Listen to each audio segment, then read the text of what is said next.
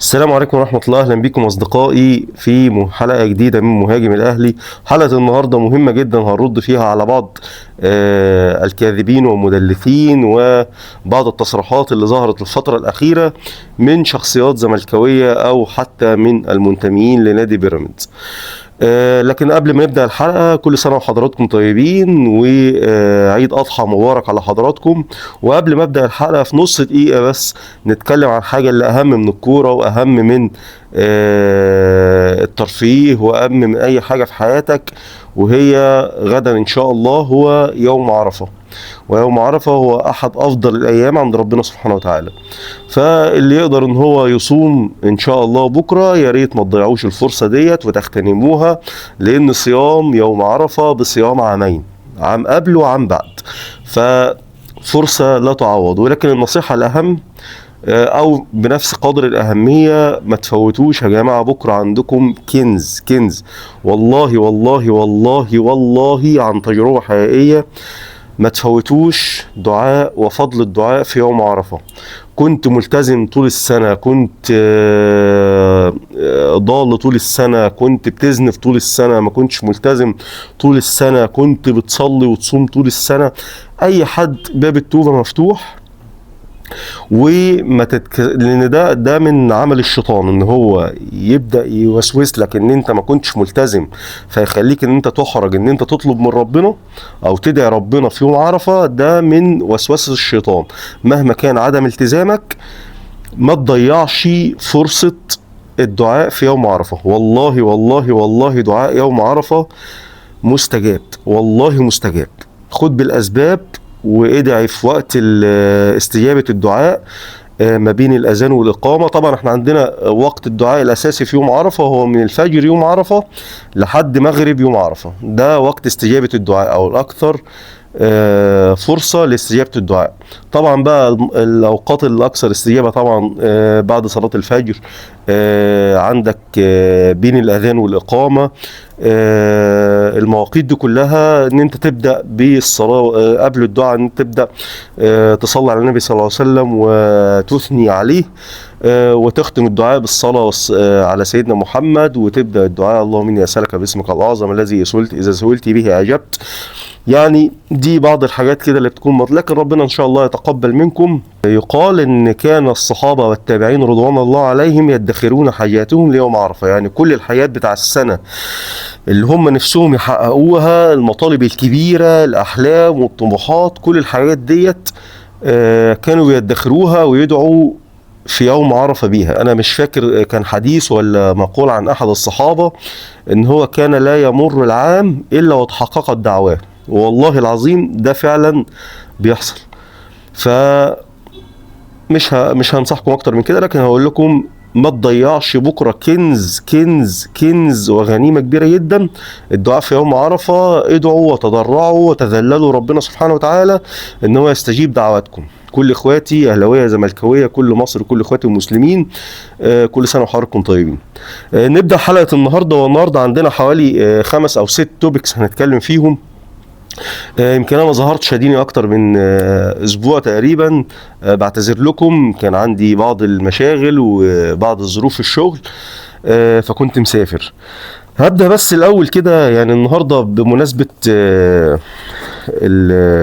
الايام المفترجة ديت، يعني الحلقة مش هتكون حادة لكن هتكون اكثرها لنصح اخواتي الزملكاويه. هبدا بس بتصريح الاستاذ احمد سالم المتحدث الرسمي باسم نادي الزمالك، اللي بيتكلم فيه على احمد السيد زيزو، ويقول لك طلب تصريح بيقول هنصعد لاعلى جهه لو زيزو انضم للاهلي قبل 12/6.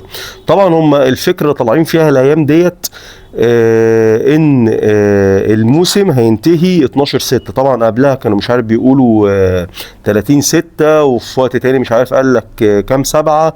فهم كل فترة بيطلعوا بميعاد معين لانتهاء الموسم. انا دي مش مشكلتي، انا هنا هتكلم في شقين، واسمحوا لي بس هاخد 5 دقائق في النقطة ديت، لكن نقطة مهمة جدا اتمنى تسمعوها زملكاوية قبل اهلاوية. الشق الاول اللي هتكلم فيه فكرة المظلومية، ومش هتكلم هنا في النهج اللي كل الناس بتتكلم فيه، وفكرة المظلومية وازاي بتضر نادي الزمالك. هتناول الفكرة ديت من منظور تاني. ايه هو المنظور التاني؟ دلوقتي الزملكاويه عندهم مشكله كبيره جدا، ايه هي؟ هو بيحط العداله من وجهه نظره هو بس، ومن غير ما تكون مبنيه حتى على اي منطق، او حتى لو ليها منطق مبني عليه، فالعداله من وجهه نظري انا او من وجهه نظر التاني والاخر والاخر والاخر هي وجهات نظر قد يكون لها منطقها. فما ينفعش ان انت تحط وجهه نظر للعداله من وجهه نظرك انت بس، سواء مبنيه على اسس ومنطق او غير مبنيه على اسس ومنطق، وتقول هي ديت وجهه نظر الصحيحه وهو ده اللي المفروض ان هو يطبق. فاستاذ احمد سالم مثلا زي ما حضراتكم شايفين هو بيقول احنا هنصعد وهنلجا ل ممكن المحكمه الدوليه او للفيفا في حاله ان جزيزو انضم الاهلي قبل 12/6. ده حقك مليون في الميه. لكن المنظور ده خليك رحت اتحاد الكوره بلغك ان الموسم هينتهي بانتهاء مباراه الكاس يوم 5. انا والله العظيم انا مش مشغول بقصه انتهاء الموسم امتى، بكره بعده يوم 5 يوم 20 اي يوم، انا مش دي مشكلتي خالص. انا مشكلتي ان الموضوع اتكرر حتى في قضيه الدوري وحكم الكاس اللي هيخرج في موضوع الدوري العام وقضيه انسحاب النادي الاهلي من الدوري العام. اللي انا لاحظته ان الزملكاويه بيقول لك ايه؟ بيقول لك ان هو بيحط من وجهه نظره شكل معين للعداله، يعني القرار ده لو اتاخد يبقى ده العدل، اي قرار دون ذلك لو اتاخد فده ظلم، وده محاباه، وده ظلم للزمالك، وده محاباه للاهلي، وده قمه العبث ومفيش عدل في الموضوع. يعني الموضوع عند اتحاد الكوره خلاص اتحاد الكوره فاسد واتحاد الكوره مش عادل و الكلام ده كله. بعد كده راح الموضوع للرابطه، الرابطه مش عادله، الرابطه مدلسه، الرابطه بتحابي النادي الاهلي و كله كلام سمعتوه. بعد كده راح الموضوع ليه اللجنه الاولمبيه، لا والله اللجنه الاولمبيه مش عارف ايه عندهم مشكله. بعد كده الموضوع راح لقضاء اجلاء، واحنا بنجل القضاء المصري وما نقدرش ان احنا نشكك في ذمته عشان حاجه ترفيهيه زي كره القدم. لكن ومع ذلك قبل ما يصدر القرار يقول لك والله القضاء المصري لو صدر القرار بخصم 6 نقاط من النادي الاهلي كده القضاء تمام والدنيا تمام واحنا الدنيا بيس. ده قبل صفحات الزمالك قبل ما يصدر القرار. لو صدر القرار بقى غير كده يبقى احنا هنلجأ للكاس وكده القضاء المصري. وفي بعض الصفحات الزملكاويه ذكرت اسامي القضاء الاجلاء اللي موجودين في كانوا بيحكموا في القضيه دي. يبقى ديت ناس ما عندهاش عدل واتهامات طبعا كبيره جدا. فديت مشكله كبيره جدا. هو انت ازاي بتحط في ذهنك او ازاي منظورك للامور ان انت يا اما اللي انت عاوزه والعداله من وجهه نظرك هي اللي تطبق وما دون ذلك هو عبث وظلم ومحاباه وكل الكلام ده. تمام. حتى الموضوع لما وصل للكاس برضو تلاقي الزملكاويه قاعدين وكل فكرتهم عن الموضوع لو القضية اتحكم فيها بخصم 6 نقاط يبقى كده الكاس عادل والدنيا تمام. لكن برضو طرحهم ان لو تم خصم 3 نقاط فقط او اعادة المباراة او يبقى فيه ظلم ومحاباة. طب يا حبيبي انت يعني ازاي ده منطقك؟ يعني ازاي ده المنطق اللي انت بتفكر بيه؟ انا قسما بالله والله العظيم انا واحد اهلاوي لو اتحكم في القضية على النادي الاهلي بخصم 6 نقاط واتسحب منه درع الدوري والله العظيم تعظيم سلام انا موافق على كلامك. خلاص ده العدل، ده العدل. حتى لو وجهه نظري انا ما عرفتش اخد موقف صح مش عدل بالنسبه لموقف كتوتل، هو الاهلي اتظلم تمام. لكن انا ما عرفتش اشتف ورقي، ما عرفتش اخد قرار صح، يعني هجوب اللوم عليا انا اللي ما قدرتش ان انا اكسب القضيه دي تمام. ما مشيتش في تصرفات صحيحه او قدرت ان انا الاداره بتاعتي تاخد قرارات صحيحه وهطلع في حلقه وهنتقد الاداره في حاله ان ده حصل. لكن مش هقول ده ظلم ومش هقول ديت محاباه لبيراميدز او الزمالك، مش هقول مش هتبع نهج المظلوميه. خلاص دي قضيه عند الكاس، هو لا بيفكر في اهلي ولا بيفكر في زمالك. وقبلها حتى مع القضاء الاجلاء المصريين هو ما كانش بيفكر في اهلي وزمالك. فيعني انا مش فاهم بصراحه المنطق بتاعكم في ان انتوا يا اما العدل من وجهه نظرك يا اما ما دون ذلك ظلم. ده منتهى العبث ومنتهى التفكير الطفولي بصراحه منكم. يعني نفس القصه في قضيه احمد السيد زيزو. يا حبيبي احمد السيد زيزو خلاص انضم للنادي الاهلي، خلص الموضوع تمام. بعد ماتش بكره زيزو هيعلن عنه رسميا ان شاء الله يوم العيد، وخلاص هيكون منضم للنادي الاهلي رسميا، والموضوع هيكون منتهي وهيلعب في كاس العالم للانديه. وهنا هاجي قبل ما ادخل على الشق الثاني بس اقول لك ان نفس الفكره بينطبق مع الزملكاويه هنا. طبعا هم بالنسبه لهم اللي بيحضروا ليه دلوقتي المظلوميه الجديده ان هو زيزو لو انضم للنادي الاهلي بعد ماتش بكره، فده كده في ظلم وفي محاباه للنادي الاهلي وفي ظلم للزمالك، وان السيزون هينتهي يوم 12/6 مع نهايه كاس الرابطه اللي هو اصلا خرج منه.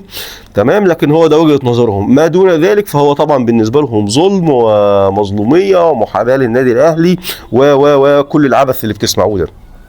تمام، هروح بقى للشق الثاني. هقول لكم يا جماعه الحاجات دي بتصغر قوي من نادي الزمالك. يعني لو جينا بقى بعيدا عن التحفيل وبعيدا عن الاهلي والزمالك وبعيدا عن الكلام ده كله، انا حابب اتكلم بس مع اخواتي الزملكاويه على فكره ان انتوا نادي الزمالك، يعني الواقع بيقول ان نادي الزمالك نادي كبير مش نادي صغير. يعني الواقع بيقول ان النادي ده هو تاني اكبر نادي في افريقيا بعد النادي الاهلي. نادي عنده 5 بطولات افريقيه، هو تاني اكتر نادي في افريقيا عنده بطولات افريقيه، عنده بطولتين كونفدراليه، عنده عدد من بطولات السوبر الافريقي، عنده 14 دوري عام، عنده حاجه تقريبا و20 كاس مصر. يعني النادي ده مش نادي صغير، ده نادي كبير وعنده بطولات وعنده قاعدة جماهيرية تقدر بالملايين، عنده مشجعين داخل مصر وخارجها. فده نادي تاريخه برضه يمتد تقريبا من 1920. فده نادي فعليا على أرض الواقع ده نادي كبير. مين اللي بيصغر النادي ده؟ أو مين اللي بيحطه في صورة النادي اللي بيصغر حجم النادي ده عند العالم كله؟ رقم 1 إدارة النادي، رقم 2 المنتميين للنادي الزمالك والنخبة الزملكاوية، رقم 3 جمهور الزمالك. انتوا اللي بتصغروا من حجم النادي بتاعكم. مش بتكلم بس على موقف زيزو ان ده لعيب خلاص يا حبيبي، يعني ما تحطش دماغك، ده لعيب سابك خلاص، ما تفضلش تصغر في نفسك وتحط نقرك من نقره ويبقى كل الموضوع بالنسبه لك طفولي، ان هو لا انت مش تروح تلعب كاس عالم للانديه مع النادي الاهلي وتقعد تعمل كل الحرب الشعواء دي، وكل يومين تطلع لي بميعاد مختلف لنهايه الدوري وتاجل مباراه بيراميدز من يوم 20 ليوم 5 وكل الامور ديت علشان خاطر ان انت بس مجرد ان زيزو ما يلعبش مع الاهلي في كاس العالم للانديه. انت بتصغر من ناديك في كل المواقف اللي انت بتاخدها. اصلا مقارنتك اللي بيصغرك فعلا في عيون جمهور الاهلي وعيون جمهور خارج مصر اللي بيتفرج علينا سواء في الوطن العربي او في العالم كله، ان انت بتقارن نفسك بالنادي الاهلي. دي رقم 1 في الحاجات اللي بتصغر بها نفسك. يعني لما نيجي نبص مثلا نادي زي مانشستر سيتي، هل مانشستر سيتي نادي صغير؟ لا، نادي كبير جدا وبيحقق في اخر 10-12 سنه انجازات محترمه جدا. لكن هل تاريخ مانشستر سيتي يرقى ان هو يكون زي تاريخ مثلا مانشستر يونايتد؟ ما يجيش 1 على 10 منه. يعني فرق السما من العمى زي ما بيقولوا. هل مثلا زي تاريخ ليفربول؟ لا. هم ما بيقارنوش نفسهم بالناس دي. هم ممكن يقارن نفسه في الوقت الحالي.